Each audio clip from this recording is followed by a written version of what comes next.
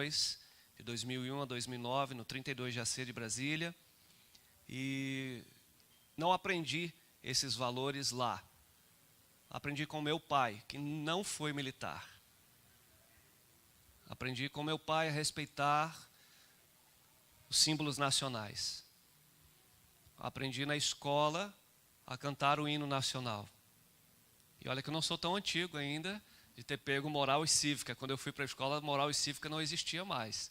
Mas ainda assim, a escola onde pude estudar durante alguns anos da minha vida, no final do meu ensino fundamental, no ensino médio não mais, mas no final do fundamental, era uma escola que ainda preservava o canto do hino, valores que me identificam como brasileiro. O povo brasileiro é um povo de fé. Celebrar 200 anos é celebrar 200 anos de fé. Os índios que aqui residiam há centenas de anos sempre foram um povo de fé. Os portugueses que aqui chegaram vieram junto com eles a cruz, o que simbolizava claramente que também eram um povo de fé. E apesar de toda a tristeza que envolve a escravidão de africanos retirados violentamente da sua terra e trazidos para a nossa terra, para essa terra, esses que também foram violentamente tirados da sua terra, também eram homens e mulheres de fé. E aqui chegaram e buscaram preservar a sua fé. E como nós bem sabemos, o brasileiro tem a cara do mundo. Essa é uma expressão muito comum para gente que já teve a oportunidade, inclusive, de estar fora do Brasil. Tive o privilégio de servir no Haiti, não pela força, mas por missões, e trabalhando junto com a força. Era uma das características. Brasileiro tem a cara do mundo. Nós não temos uma única afeição. Nós temos as afeições do mundo inteiro. Portugueses, indígenas, africanos, mesclados, formando um novo povo. Nós, o povo brasileiro, que preservamos a fé. É bem verdade que uma fé mesclada, uma fé sincretista, uma fé que tem um pouco de cada coisa, mas se tem algo que a gente pode nesses 200 anos lembrar e reafirmar, que ser brasileiro é ser um homem, ser uma mulher de fé. Creio que a nossa fé, ela influencia não apenas nossas ideias e nossos pensamentos, mas influencia todas as dimensões da nossa vida. A fé proporciona a cada um de nós uma direção, escolhas que fazemos, decisões que tomamos baseados na nossa fé. Pois bem, a palavra de Deus, ela vai nos dizer que sem fé é impossível agradar a Deus. Hebreus, no capítulo 11, é muito conhecido como a galeria da fé, porque retrata vários homens e várias mulheres de diferentes épocas e lugares, que pela sua fé balizaram as suas vidas.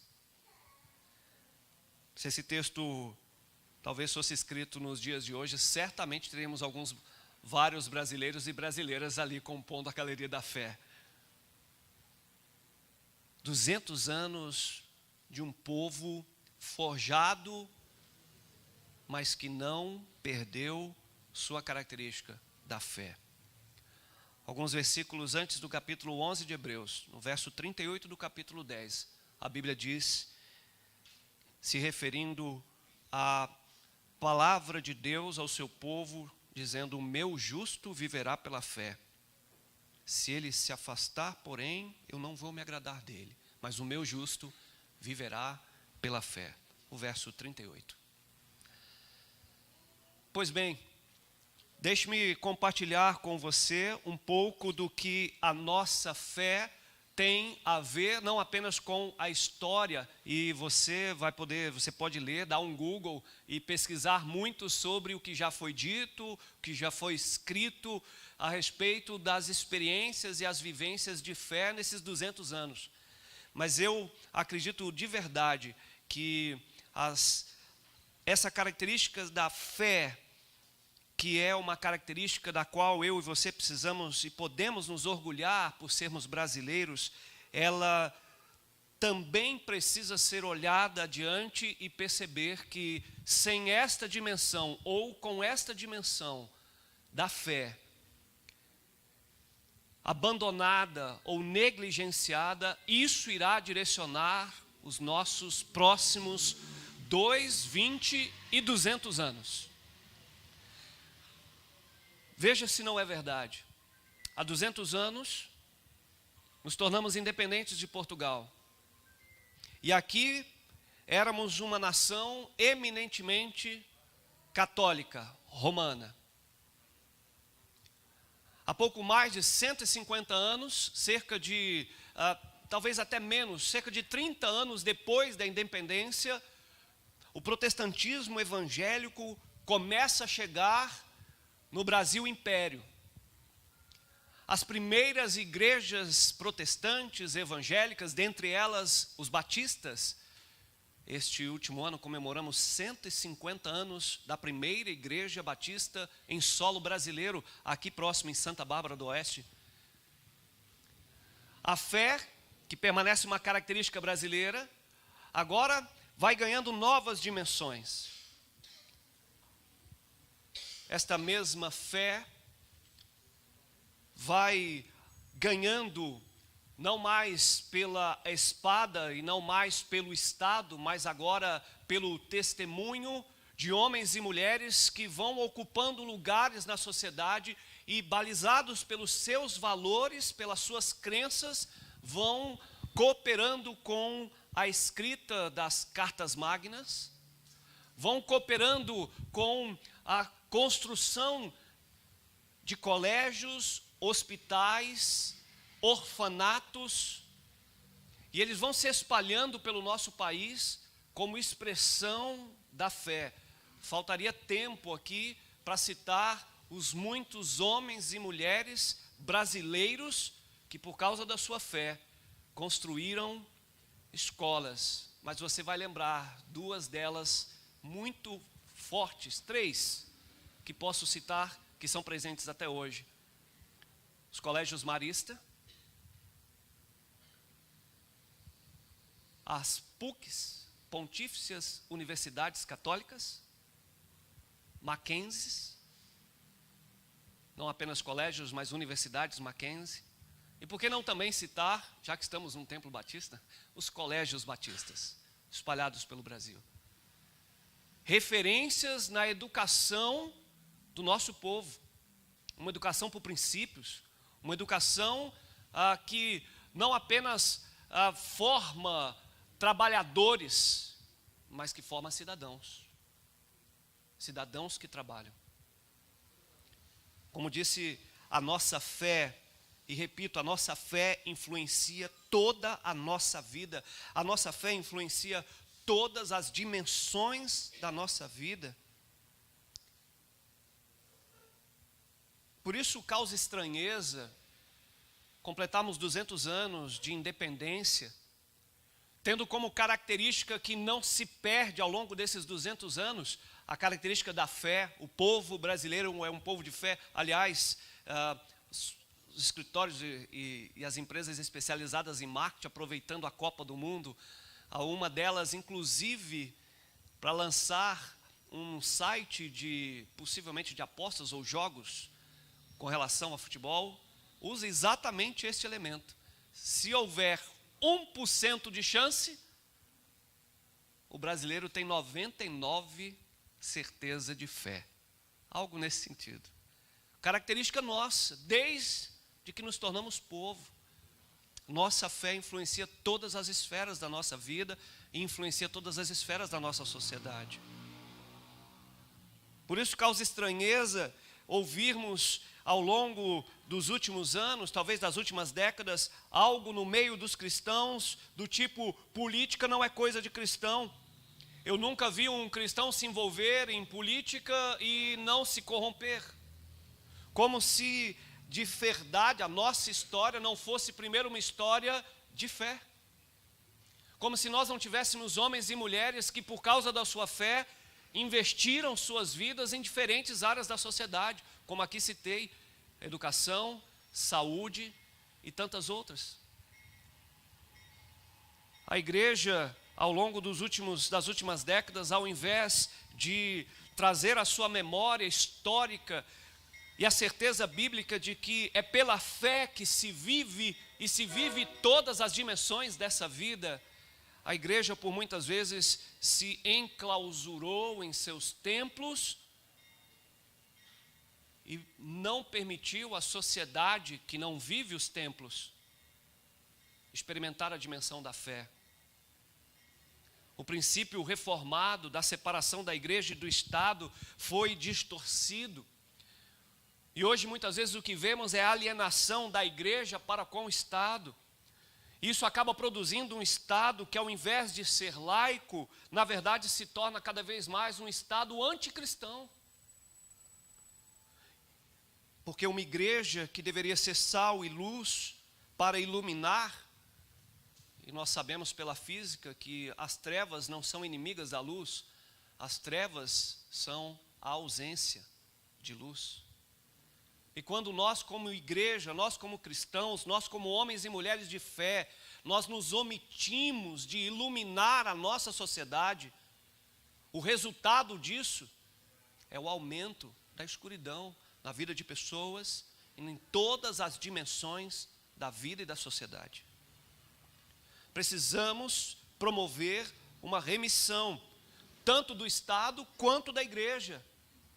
Precisamos levantar a bandeira do reino de Deus, que estabelece novamente os princípios, primeiro, de um Estado laico, ou seja, um Estado que não impõe para a sua população uma religião oficial, subjugando-a para que ela seja obrigada a professar aquela fé.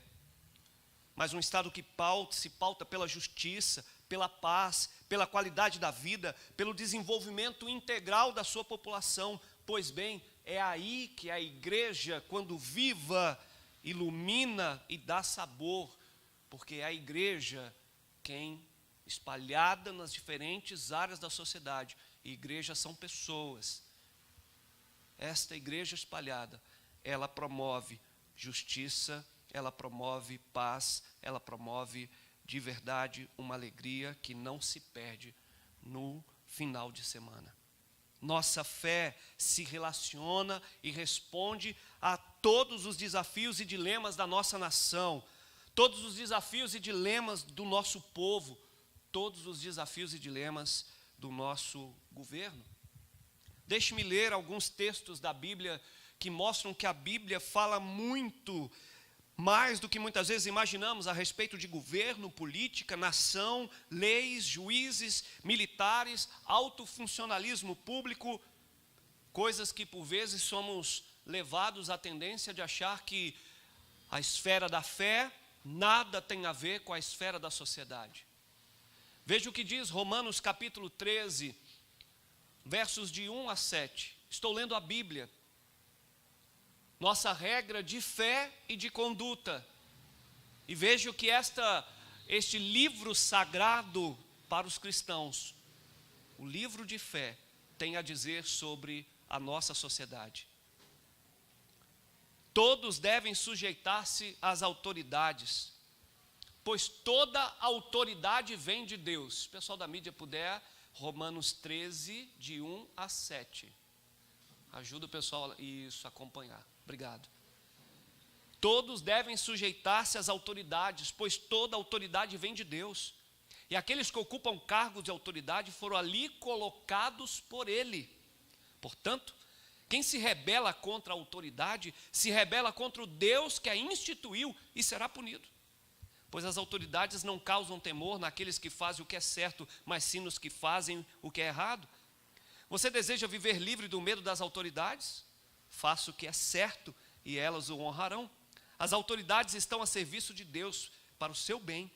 Mas se você estiver fazendo algo errado, é evidente que deve temer, pois elas têm o poder de puni-lo, pois estão a serviço de Deus para castigar os que praticam o mal. Portanto, sujeitem-se a elas, não apenas para evitar a punição, mas também para manter a sua consciência limpa. Estou lendo a Bíblia, livro de fé. Perceba, a fé, ela se relaciona e ela responde a todos os desafios e a todos os dilemas e a todas as dimensões da nossa nação, do nosso povo, do nosso governo, da nossa vida. Falta tempo para a gente poder falar aqui sobre vários exemplos de homens e mulheres de Deus, homens e mulheres de fé, que talvez por isso pudessem dizer também eram brasileiros, mas isso é outra história. Que estão na Bíblia. Eu quero sugerir a você que, se puder ou quiser usar o seu celular, use o seu bloco de notas aí, pode usar, para que você depois pesquise. A Bíblia fala de um homem chamado José, que viveu no Egito.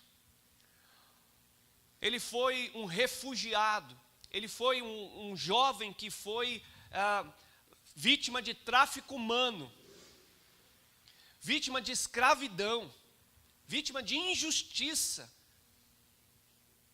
Mas pela sua fé, ele se manteve fiel ao seu Deus.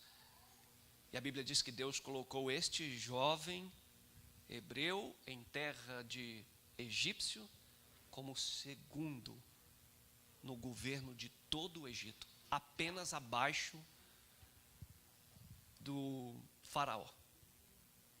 Ele era o primeiro-ministro. Primeiro-ministro não é um cargo eclesiástico, é um cargo político. E este homem que lá ocupava era um homem de fé. O seu nome era José, conhecido como José do Egito. Talvez alguns tenham conhecido ele pelas novelas, mas está na Bíblia. Um outro homem, conhecido até hoje, reverenciado até hoje no Estado de Israel, como o estadista modelo, se chama Moisés.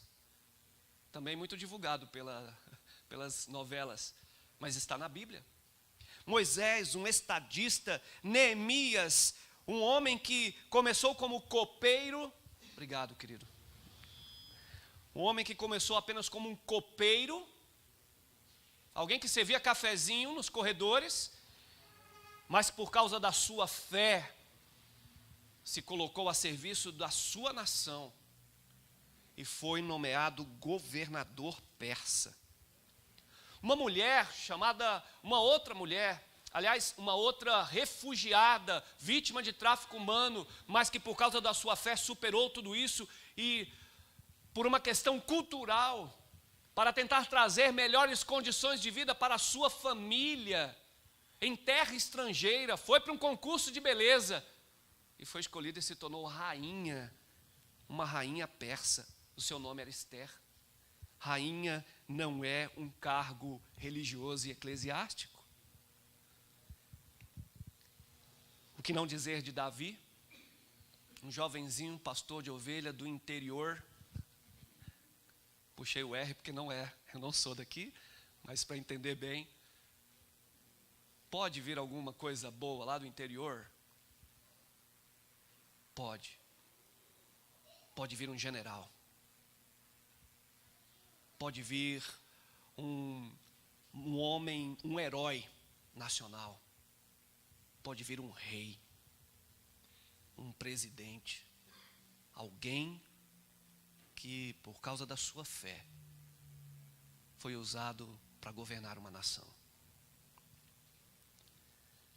Quando a gente lê Romanos 13 e a gente lembra de todos esses relatos, muitos deles no Antigo Testamento, mas que todos estão na Bíblia, nós percebemos que o nosso manual de fé, a Bíblia, lembra que a nossa fé, ela influencia e ela diz respeito a todas as dimensões da nossa vida, a todas as dimensões do nosso povo, da nossa nação.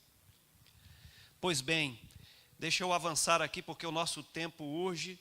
eu quero lembrar apenas agora algumas palavras de Jesus. Jesus não foi apenas alguém de fé, não apenas, embora para uma boa parte da humanidade, Jesus é reconhecido como um profeta, uma outra parte o reconhece como um homem iluminado. É bem verdade que 1/3 da população mundial reconhece Jesus como Filho de Deus. E a nossa fé cristã, ela prescreve exatamente isso, que Cristo, ele é diferente de Maomé, diferente de Buda, diferente de Mahatma Gandhi e diferente de outros tantos, porque não apenas porque a mensagem é diferente, não. Pregavam a paz, pregavam o amor, o seu exemplo de vida é sim e deve ser lido e aplicado, mas tem uma grande diferença entre todos esses homens e Jesus Cristo. Todos eles morreram, inclusive Jesus, mas ele foi o único que ressuscitou. O único que disse que poderia dar vida, retirá-la e dar novamente. E ele ressuscitou para provar que isso é verdade. Sabe por que estamos hoje em 2022? Porque a história de Jesus mudou inclusive o calendário. Estamos a 2022 anos da era cristã, por causa de Jesus de Nazaré. Pois bem, este Jesus que é o pilar, que é o modelo para a fé cristã, a fé da maioria do povo brasileiro, esse mesmo Jesus, indagado pelos religiosos do seu tempo e por alguns dos seus discípulos sobre se deveriam pagar ou não imposto. Aliás, mais algo que alguns diriam, Jesus parece que era bem brasileiro, ou então pelo menos tinham passado pelo Brasil, porque eles estavam falando de imposto, né? O impostômetro lá estava bem alto, e aí perguntaram, e aí Jesus, agora nós somos pessoas de fé, te seguimos, tu és o nosso Senhor, a gente precisa continuar pagando imposto? Aí Jesus, Mateus capítulo 22, verso 19 e 21 diz assim, mostrem-me a moeda usada para pagar o imposto. Quando lhe deram uma moeda de prata, ele disse, de quem são a imagem e o título gravados nessa moeda? De César, responderam. Então, deem a César o que pertence a César e deem a Deus o que pertence a Deus, disse Jesus, o Senhor da igreja, em quem a grande maioria de nós deposita a sua fé, porque Ele vive e reina.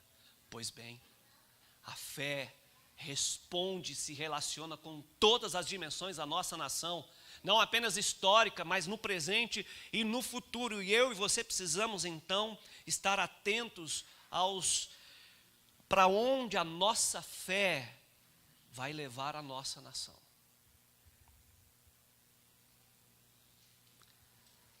Os discípulos de Jesus,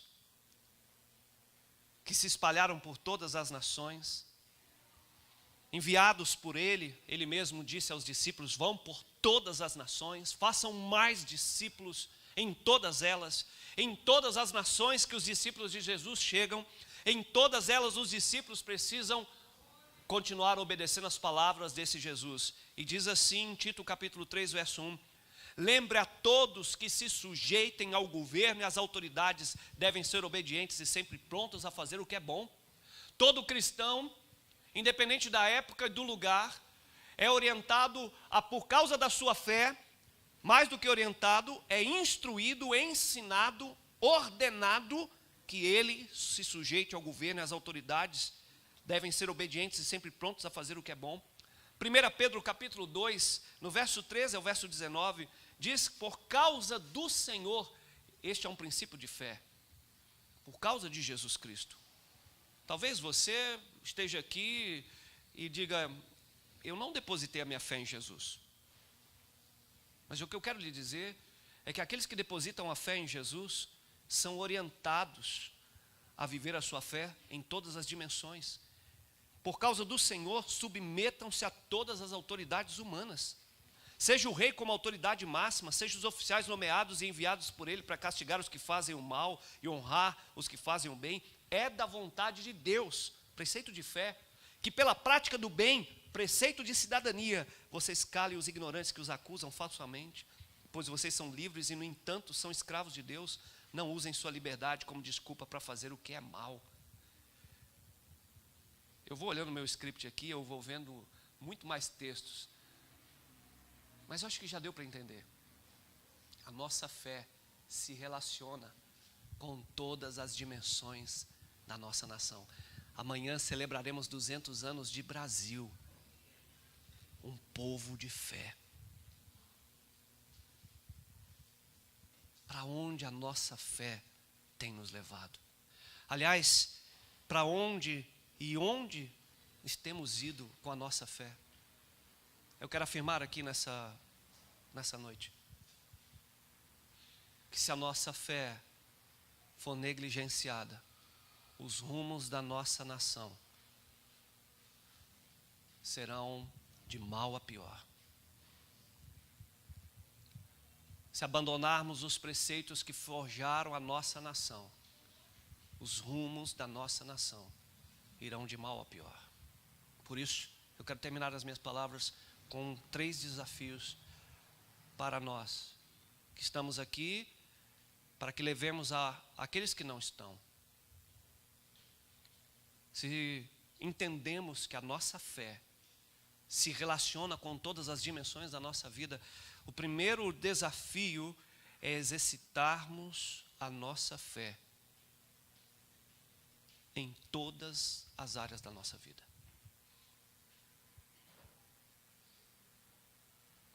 Precisamos rejeitar a dicotomia sagrado-profano.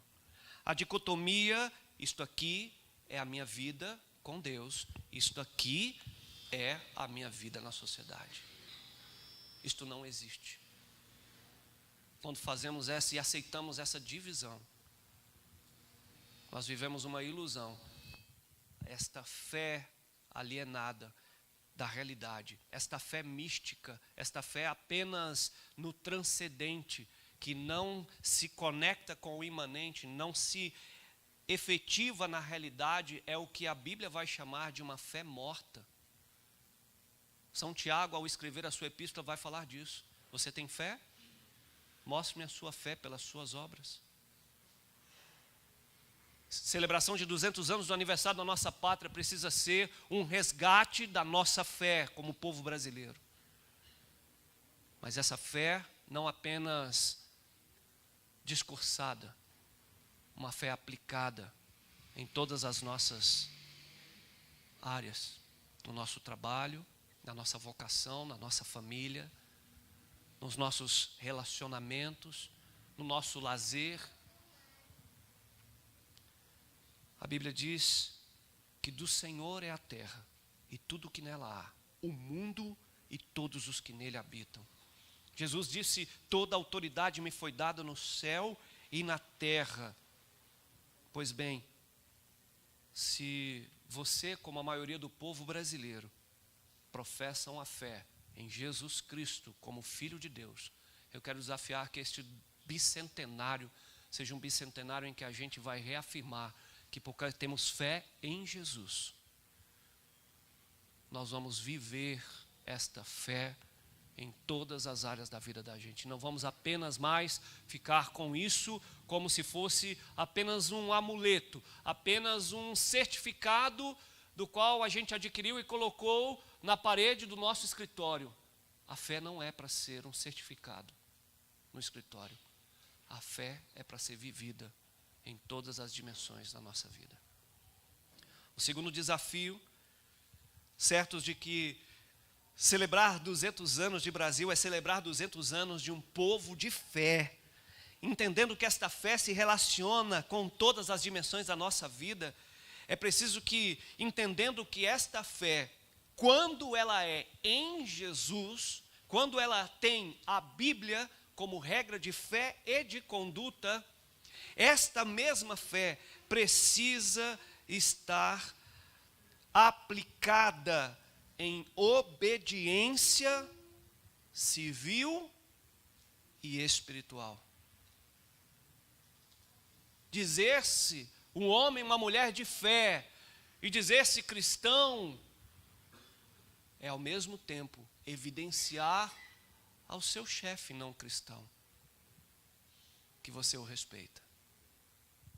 É evidenciar ao seu governo, ao governo do nosso município, ao governo do nosso estado, ao governo do nosso país, independente de qual seja o seu viés, é reconhecer que a Bíblia diz que a ninguém é dado nada, se não lhe for dado por Deus.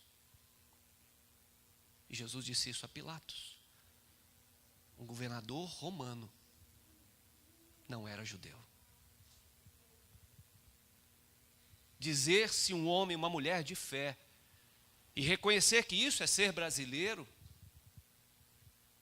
é avalizar nossas atitudes, nossa obediência em todas as áreas. Por isso, quem governa precisa governar obedecendo ao mandato de Deus. Como ele disse lá em Gênesis, quando ele cria todas as coisas, ele dá ao homem e à mulher a autoridade sobre toda a criação, dizendo: governem. O governo sobre a criação, o governo sobre todas as áreas criadas por Deus, sobre tudo que Deus criou, foi dado ao ser humano. Deus deu ao ser humano. Por isso, seja um homem ou uma mulher de fé. Reconheça que Deus lhe deu o privilégio de governar, de liderar, de presidir. Faça isso em obediência ao Deus que te criou. Isso é ser um homem ou uma mulher de fé. Ore pelas autoridades, isso é mandamento. Submeta-se às autoridades, isso é mandamento. Pague os impostos, isso é mandamento. Faça o bem na sociedade, isso é mandamento. Denuncie as injustiças, isso é mandamento. Resista ao mal, não sem violência, isto é mandamento. Eu louvo a Deus por poder celebrar 200 anos de um povo marcado pela sua fé. Mas eu quero glorificar a Deus por este mesmo povo, por causa da sua fé, ser um povo que glorifica a Deus com as suas ações. Por fim, mas não menos importante, sejamos homens e mulheres de fé. Lembremos, hoje e amanhã, somos um povo de fé. Onde tem brasileiro, tem fé. Então que essa fé se traduza no exercício da nossa cidadania. Dupla cidadania. Não sei se você sabe, mas ser cristão é ter dupla cidadania. A cidadania brasileira e a cidadania celestial. Você não perde por causa da sua fé a sua cidadania brasileira. Muito pelo contrário. A sua cidadania celestial. O fato de você ser um cidadão dos céus por causa da sua fé implica em ser o melhor cidadão brasileiro aonde Deus te coloca. Exerça a sua cidadania. Somos cidadãos do reino de Deus aqui em Caçapava, aqui no Vale, aqui em São Paulo, no Brasil. Cidadania implica em exercitar direitos, mas também exercitar deveres bíblicos e deveres constitucionais. Ser um homem ou uma mulher de fé, em outras palavras, ser um brasileiro, é ser um cidadão modelo. Quando a gente abre mão da fé, a gente perde a dimensão da cidadania. Cidadania implica em praticar e promover justiça, promover paz, alegria verdadeira, desenvolvimento mútuo. É o que fazemos quando oramos. Venha a nós o teu reino e seja feita a tua vontade aqui nessa terra, assim como ela é feita nos céus. Então, por causa da sua fé, promova os valores do reino. Cidadania implica em fazer tudo para a glória de Deus. Seja quando você for para o templo, seja quando você for para casa, seja quando você estiver na empresa ou na repartição pública, ou quando você estiver numa reunião de paz, do condomínio, do conselho municipal, uma reunião da sua igreja, de um pequeno grupo, uma reunião de líderes, onde quer que você vá, quer você coma, quer você beba, quer você faça qualquer outra coisa, faça tudo isso para a glória do Deus a quem você crê. Isto é bíblico. Cidadania implica em votar e ser votado, eleger e fiscalizar os que são eleitos. em criticar, mas se apresentar como parte da solução dos problemas que afetam a todos nós na comunidade. Ser voluntário, envolver-se, é a fé aplicada no exercício da cidadania. E cidadania cristã implica em não apenas pregar o bem, mas essencialmente fazer o bem, não importando a quem. Que eu e você possamos celebrar 200 anos e decidir, lembrar que é celebrar a fé. Celebrar a fé. 200 anos do Brasil é celebração da fé, acima de qualquer outra coisa. Aliás, o que faz um país do tamanho do nosso, que não precisou conquistar a sua independência com guerra, se manter o quinto maior em território, uma das maiores economias do mundo, com todas as suas mazelas e dificuldades, se não for a graça de Deus e a fé desse povo? São 200 anos que faz eu e você nos lembrarmos que foi pela fé que a gente chegou até aqui. Mas tem que ser pela fé que vai levar a gente aos próximos 200 anos, se Jesus não voltar. Uma fé aplicada, uma fé vivida, uma fé obedecida. 200 anos. Que a gente celebre esses 200 anos cheios de fé. Mas acima de tudo, vivendo e enchendo o nosso país das consequências dessa fé. Que Deus nos abençoe.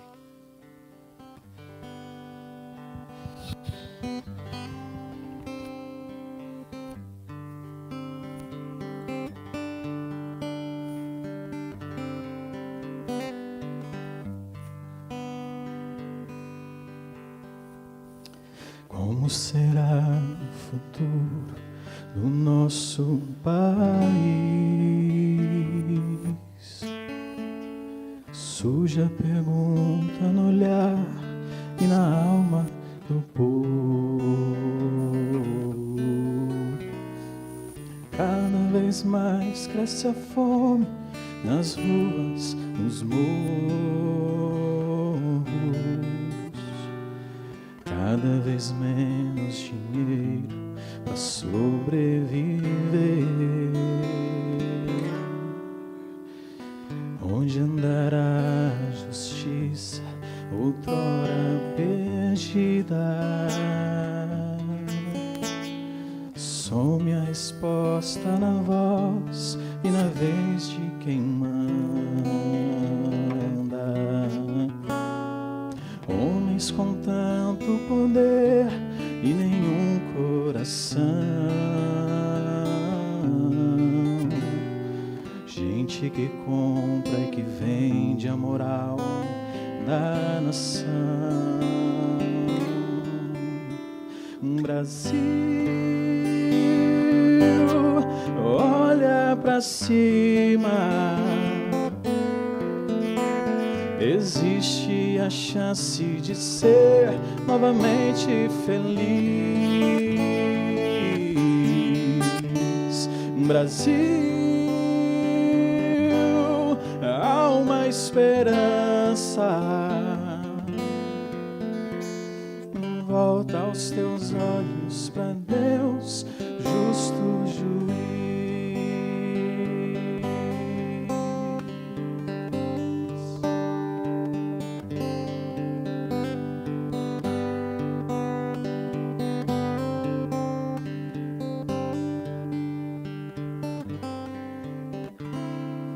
Como será o futuro do nosso país? Surge a pergunta no olhar e na alma do povo. Cada vez mais cresce a fome nas ruas, nos morros. Cada vez menos dinheiro para sobreviver. Onde andará a justiça, outrora perdida? exposta na voz e na vez de quem manda. Homens com tanto poder e nenhum coração. Gente que compra e que vende a moral da nação. Brasil, olha pra cima. Existe uma chance de ser novamente feliz. Brasil, há uma esperança. Volta os teus olhos para Deus, justo juiz.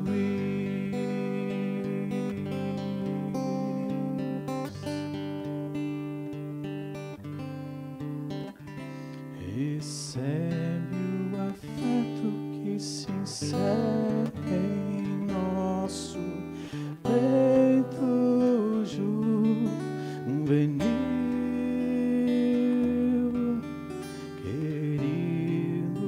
Símbolo da terra, da amada terra do Brasil.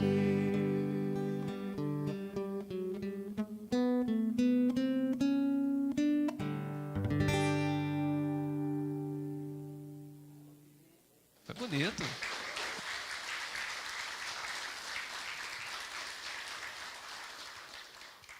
Estamos encerrando a celebração dessa noite, mas eu não queria terminar sem que a gente pudesse curvar a nossa cabeça e falar com Deus. Senhor Deus, te agradecemos do fundo do nosso coração pelos 200 anos da nossa pátria, de lutas, de dificuldades, é verdade, de desafios, mas também de conquistas, de bênçãos, de muitas vitórias. E nós queremos te agradecer por toda essa história, Senhor, escrita pelos dedos do Senhor.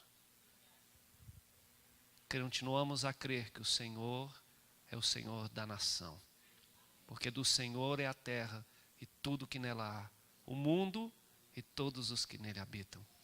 Então, Deus, tu que és o Senhor dos exércitos, sê com a nossa nação, para que não nos falte fé no Senhor.